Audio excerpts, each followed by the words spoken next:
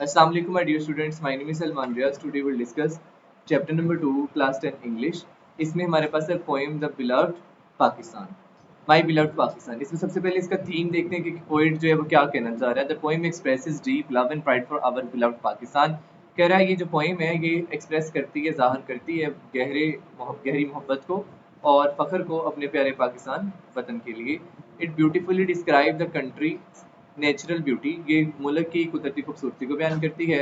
It's green lands, इसके सरसब्जो शदाब ज़मीनों को, high mountains बुलंदो वाला पहाड़ों को, वाइट स्काइज और खुले आसमानों को, एंड फ्लोइंग रिवर्स और बहते हुए दरियाओं को.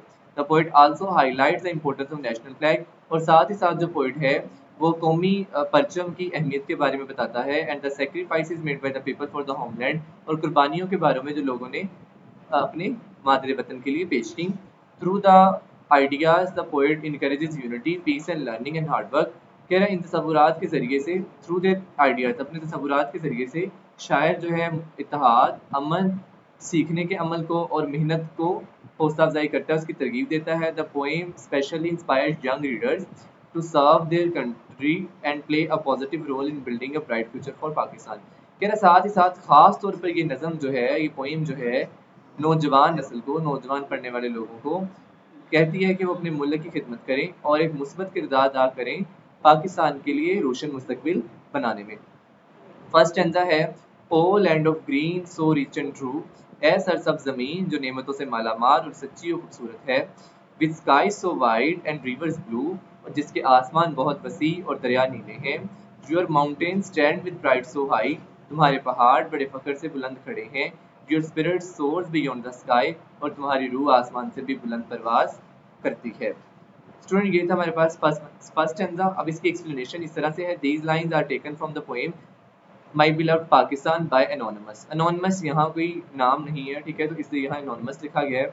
In this stanza the poet lovingly describe the natural beauty and greatness of Pakistan. इसमें कह रहा है कि वो शायर जो है कुदरती खूबसूरती को बयान करता है और साथ ही साथ मुल्क पाकिस्तान की अजमत को बयान करता है. The poet addresses Pakistan is a beautiful and fertile land. कह रहा है पाकिस्तान को यहाँ खूबसूरत और जरखेज ज़मीन के तौर पर बताया गया है. Cover with greenery and natural richness, जिसके पास ग्रीनरी सरसब्ज है, ठीक है, ग्रीनरी मौजूद है, सब्जा मौजूद है, और कुदरती रिचनेस मतलब कुदरती तौर पर मालामाल है. He describes the wide and open skies, ये बयान करता है खुले और खुशादा आसमानों को. And the clear blue rivers that make the country even more attractive, और साथ ही साथ नीले दरियाओं के बारे में बताता है जो कि हमारे मुल्क को पहले से ज़्यादा दिलकश बनाते हैं. These natural features show how blessed and beautiful the land of Pakistan is.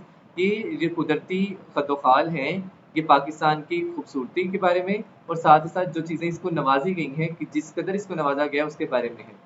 The poet also mention, साथ ही साथ पोएट बताता है, द टाल mountains of the country that stand proudly and firmly.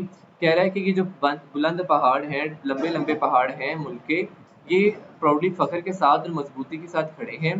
These mountain symbolise, ये पहाड़ सिम्बोलाइज ज़ाहिर करते हैं, अलामत है किस चीज़ की, स्ट्रेंथ की, डिग्निटी की एंड स्टेबिलिटी की, ताकत की, वकार की और इस्तकामत की. ये पहाड़ इन चीज़ों को सिम्बोलाइज करते हैं. थ्रू दिस अमिजरी, इस अमिजरी के जरिए से the poet suggest that Pakistan is not only beautiful, Pakistan न सिर्फ खूबसूरत है but also strong and resilient, बल्कि ताकतवर और साबित कदम भी है. In the last line the poet says that the spirit of Pakistan rises beyond the sky. कहता है पाकिस्तानियों का जज्बा आसमान, कह रहे आसमान से भी बुलंद, तुम्हारी रूह आसमान से भी बुलंद परवाज करती है.